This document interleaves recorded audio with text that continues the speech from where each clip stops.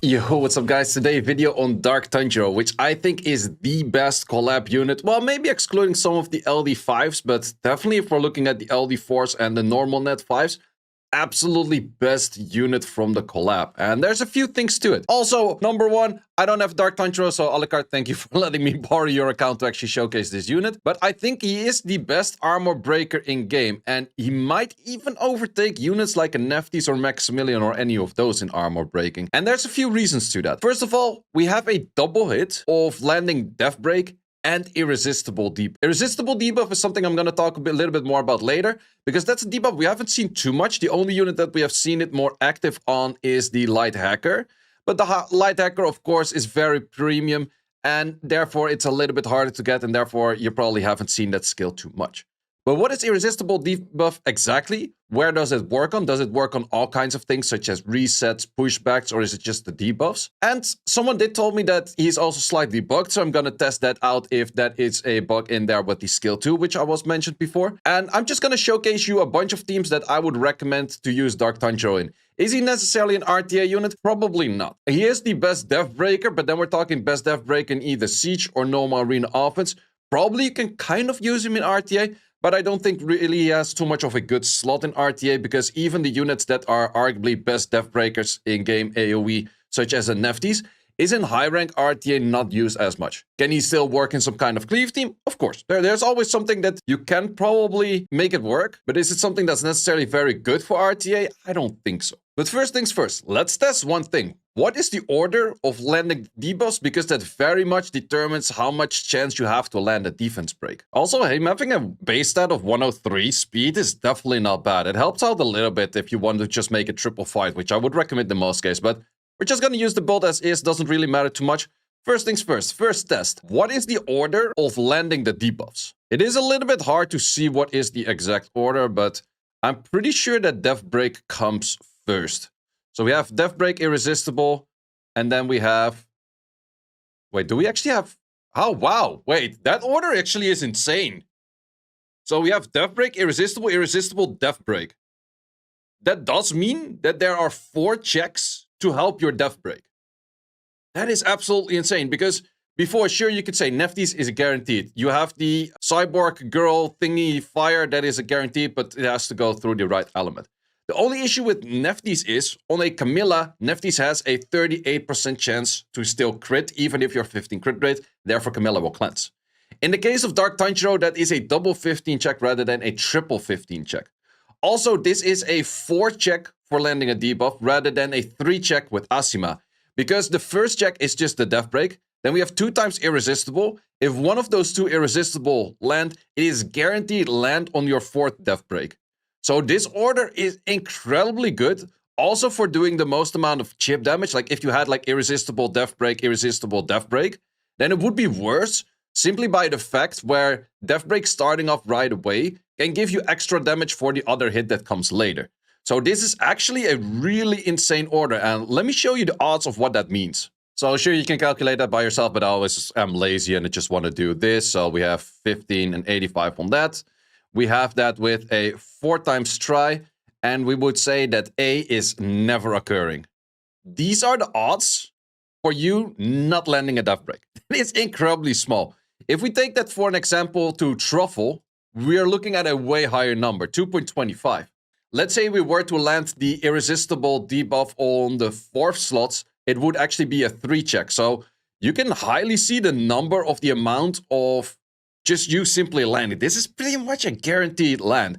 And that is absolutely insane. And that makes this unit really nice. However, we can also check the difference. What is the odd of critting on a Camilla? So let's say we have a 15 crit rate on a Nephthys. We were to hit 3 times.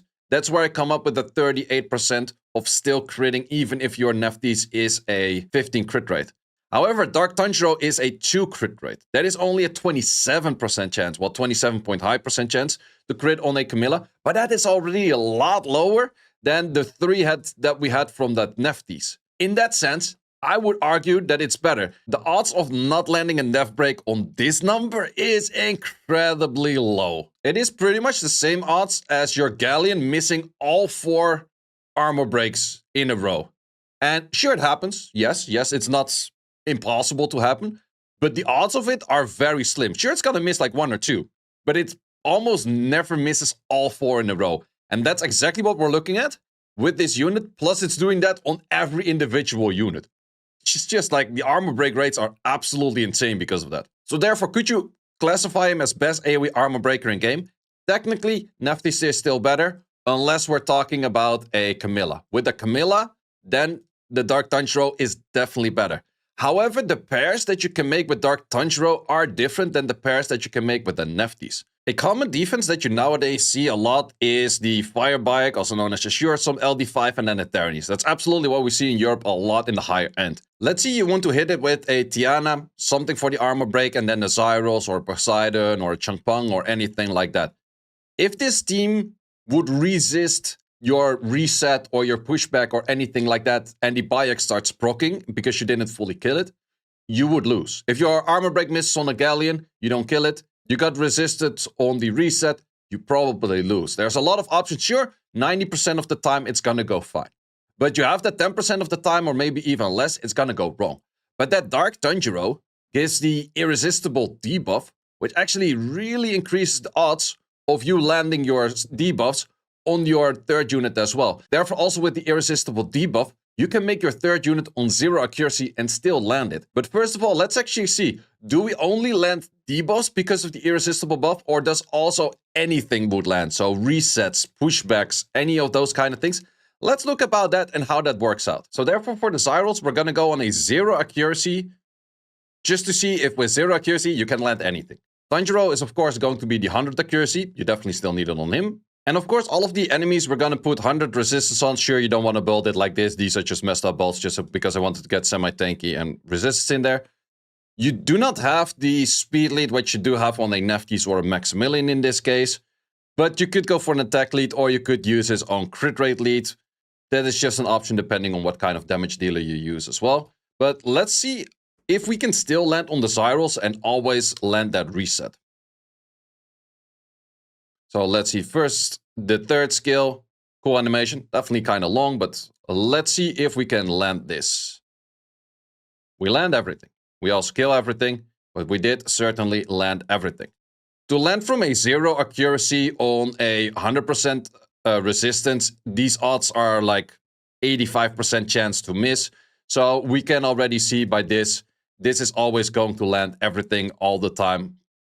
It's just, that is insane.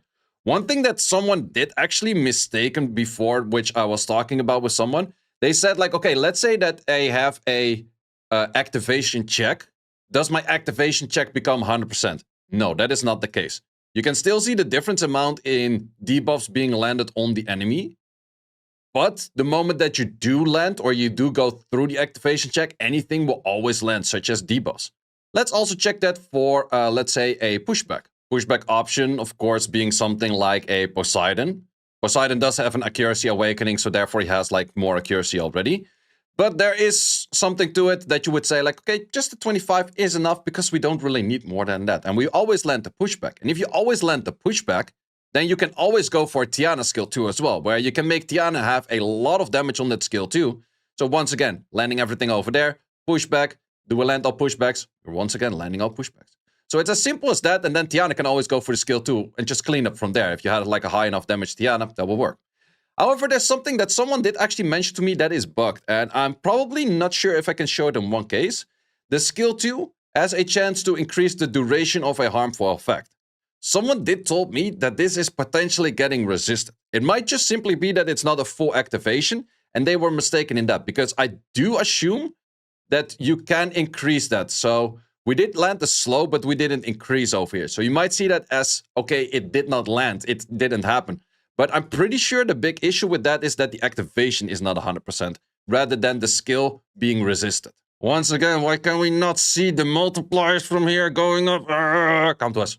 So it goes to up to 70%. So I'm pretty certain that the person that reported to me is this like, oh, this is bugged. It doesn't always increase the harmful effect duration. Well, that is simply because it has a chance to not activate. It's not necessarily resisted, but it has a chance to not activate. And like I said before, the chance to not activate is not boosted by the irresistible buff. You first have to go to the activation check and then the resistance check. And the resistance check isn't there with the irresistible buff, but the activation check is still there. So then the question, what kind of teams can you use Dark Tanjiro at? Well, there's simply a lot of options for him actually. In Siege, pretty much the option that I just saw, the Tiana Poseidon, I think that's probably one of the strongest because it gives you the option for the Poseidon to hit, the Tiana to also hit on the S2, your Dark Tanjiro to hit once again. Sure, Zyros is an option, but your Zyros, if it doesn't do enough damage, the enemy starts proccing, they still could go for an annoying skill 1. There could still be things going on. But that is for Siege, so I definitely would say Tiana, Dark Tanjiro, plus damage dealer, preferably a pushback. And then preferably a pushback that doesn't care about the elements. So Chungpung in the case of no fire, Poseidon in the case of pretty much everything because he doesn't care about elements in the first place. Zyros is a good option, or anything that could insta-kill, maybe like a Grogan, a Talisman. There could be a lot of options out there. But then for Arena Offense, where would you use him Arena Offense? Well, pretty much anywhere where you used a Truffle before, which is the Dark Madeline Cookie, you can use a Dark Tanjiro as well. However, there are slightly different options where you could use him. So a different option than just your standard way what you're using Truffle, what you can use with Dark Tanjiro but not with Truffle, would be something like this. Sure, there's an LD5 in there, but hear me out on just the idea and the concept, and then you can maybe expand it to something that you would like to use it at. So first of all, we have the Dark Tanjiro, once again, landing all of the debuffs as always. Very simple land. We go for a skill 2 on the Amber, which does the most amount of damage because Amber only needs 2 debuffs, plus she will always land the things afterward on her style. Then we have the Meteor Strike from the Dark Triss, which will do ignore defense the moment that there's at least 2 debuffs. Dark Tanjiro by itself already provides 2 debuffs. Amber is just there for the chip damage, could have been an attack buffer, could have been a lot of units, and then you can simply just clean up from there. So that is definitely an option that you could work with. How could you do this, for example, without... So we make the Ganymede, of course, move after the Dark Tanjiro. So let's see how this would look like if we were to use this, because I think that this is a pretty solid team. Sure, you cannot really outspeed like the insane stuff with that, but we can look at that in a second. So we go for the hit over here. We did actually crit on the Camilla, even though we're 15 crit rate, so that's a 25% checker, which is not that great, but sure, it can happen. The pushback over here will guaranteed land on all of the others. We can go for the skill 2 over here. We actually do get an additional turn, so why might as well just take that. We can go for a skill 2 over here. We do a lot more damage. We can actually prolong this debuff as well. In this case, there's only 1 dot, but we had the chance to prolong that as well. And then we also can reset to make Amber move a second time, and then we clean up from there. Pretty simple team, which actually has very low rune requirements. There's no damage runes to this team, and it is a style of a dot team, which is a lot faster than the dot team normally is. Sure, you're not going to outspeed like 33 Elite Tritons and those kind of things with it. Sure, that is not possible. But I don't think that Dark Tanjiro, maybe if you use some kind of like Heigang, Dark Tanjiro, Leo plus 1 damage dealer kind of setup, that's the only way how you can actually work on 33 Tritons, because Truffle in the end also never really worked on 33 Tritons. But let's see if we were to have a faster team needed, what could we work with? Well, it's actually something similar to this. However, in that case, we do need a strip, and we do need the Dark Tanjiro, of course. Plus, since we do not have a attack buff in this, an Adriana actually would do better. And to be honest, rather than this, I would actually like to see a Poseidon once again, rather than a Leia, because the pushback has more value. Sure, you might think like, okay, Abellio, I have to insta-kill it. Yes, that is definitely a fair factor where you would say like, okay, Abellio against the Abellio specific, it is maybe better that way. But just for the sake of it, thinking like, okay, we do not have an LD4, we do have the Dark Tanjiro, we don't have the Leia. Let's see what we could actually do with it and how would that look like. I think in most cases, I would recommend something of a team that is very close to this. Maybe we're not fully in speed tune because that Poseidon is a little bit on the slow side. And let's land all of this. You could also add triple fight on this unit rather than what we're doing right now. But since the Adriana immunity, this thing didn't care that much. And then we can go for the pushback. All of the pushbacks always land, everything always landing. That is just incredibly strong. Plus, that gives us a chance for other units to move once again. If you make your Chi Wound damage can still rock in a lot of skill 2 damage. You can prolong the debuffs. There's still a lot of stuff going on that, let's say, if you cannot full kill because of the Poseidon pushback, you still have a lot of room to work with to clear it in like a second rotation. And that is the insane thing about the Dark Tanjiro, which you can't do with the Nephthys. If you go in with a Nephthys, you go in with the Poseidon, your Poseidon misses, then it's simply just game. Like from there, it's just simply game. Nothing is gonna change. It ain't gonna happen. The Dark Tanjiro already made it that you're not gonna miss. And especially for those slow teams that I used before, once again, Ganymede can overtake that spot in the slot 1. There's probably also other units that you can be creative with, saying like, okay, I don't need that much rune quality, but with this, let's say you add in a Nora on this position, and the Nora is actually going to go for the cleanup. And once again, Dark Tanjiro definitely does like to land on the freaking Camilla as well, which is definitely a bit of the issue. That is definitely a bit of the issue. But yeah, it just shows like how much potential it actually has. In this case, sure, we did do a little bit too little damage, which is definitely not recommended. Have to put your best runes to it if you actually do want to clear stuff. But the idea of it is definitely there. And I definitely do think that Dark Tanjiro, if you're summoning for anything, Dark Tanjiro from this collab is probably the best thing you can pick up. It's absolutely a very unique style of armor breaking and irresistible buff. And I'm pretty certain that my Tiana's very dead. But besides the fact that my Tiana's very dead, that you can make a lot of very niche, nice teams with the Dark Tanjiro. And I'm pretty sure within, like, if I pull this unit myself, I would be testing it. Like, for example, I would really like it with a Siana. Siana, guaranteed pushback. I already have the armor break. Siana can go in for multiple skills after. Sure, you could say like, oh, but the silence can therefore also always land. Would it still not really depend on the silence? Because the silence is, once again, a 50% check. And a 50% check is not going to be a 100 check. Would be really insane if it would. But there's a lot of units that if you guaranteed land, you can just build full damage, add so much stuff to the unit, have to care about 0 accuracy, and that just makes it really nice. So definitely, if I had a Dark Tanjiro, I would use it a lot for clearing the slower teams. In Siege, I would also go for the slower teams. If you have the high speed contest, it is not really possible unless you go for, let's say, a 33 speed lead, a Triton, and then a Dark Tanjiro, and then the unit following up doing damage after. I think that's the only way how you can actually contest like 33 Tritons. If this was a 100 check, I would 100% say that a Triton, Samath, Dark Tanjiro +1 would be insanely good. I think it's still actually having a lot of potential. Let's say you go for Samath, Triton, Dark Tanjiro plus a Poseidon. Sure, you are by the odds of does your Triton actually land its stuff that it does need to land. On fire, if let's say there's a Swift Rakan, it's going to be harder. There's a bunch of things that just make it harder in the first place. But the moment that they land, I'm pretty sure you can clear most of things. And Samath will always land this skill too, if it goes through the activation check. Your Poseidon can push back, gives you a lot more breathing room to do more damage afterward. There is a lot of options with Dark Tanjiro that could be insanely good for both arena offense, siege offense, RTA once again. I think in RTA, it is too much of like the odds of like, oh, you could get it banned out. It could be something where your setup doesn't really connect perfectly. If there's a strip going wrong, something like that, or they just ban out your damage dealer that is supposed to follow up. So for that reason, RTA unit, I don't think so as much. Its skill 2 is nice and niche, but it's not necessarily one of the better skill 2s out there. If I would give a recommendation for both triple fight max accuracy, well, 85 accuracy is max accuracy. And then I would make him 15 crit rate because of the Camillas. And then I would just go high additional damage by attack or something like that. Because that is probably just the best way to go. Skill 2 also does have a slow, which is not that bad by itself. But once again, it is like just a 70% check. The skill 1 is also not really something that is too interesting for the cleave itself. But for the cleanup, it might be actually decent. So once again, Dark Tanjiro, I really do hope within like the, 55 days, 50 days that we have left on this collab, that I'm pulling this one. Because this one is absolutely insane. And I would use it probably every siege out there. And I would definitely use it on Arena Offense as well. And that comes from a Nephthys owner, which is arguably the best death breaker in game.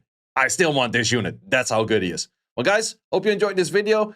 If you have any cool ideas of like teams, let them know in the comments as well. Maybe other people can pick up ideas from the comment section that way as well. While browsing on Twitter, I also saw this insane team, which I definitely do want to showcase. It's posted by Roto Samana. Let's see about this team. This team is very creative. So let's see what this team does. First of all, we have the Zen going for skill 3 for the strips. Then we have the boost up on the Dark Tanjiro. Then afterward, we have the Zen moving once again. Zen therefore goes on a lock skill that makes all of your skills do AoE. We have another turn going to the Homunculus. With the Homunculus, we can actually buff the Jara. With the Jara that's now hitting on a unit, that will do AoE damage. So therefore this Jara does 100k and then 52, 53k on all of the other units, clearing everything in the go. That's just absolutely insane, and this is super creative, and I definitely do think with Dark Tanjiro, having the odds of having more chance of landing in the first place makes room for a lot of creative offenses, which is just, it's insane. This team is very fun to look at. Like, sure, you need a Jara, but I definitely do think that there's going to be a lot more creative teams with this. Highly appreciate y'all for being here, and hope to see you in the next one. Thanks for watching. If you would like to see more guides, join the Discord and check out the content tab for the guide video archive, which contains all of the guides that you might need. Hope to see you there.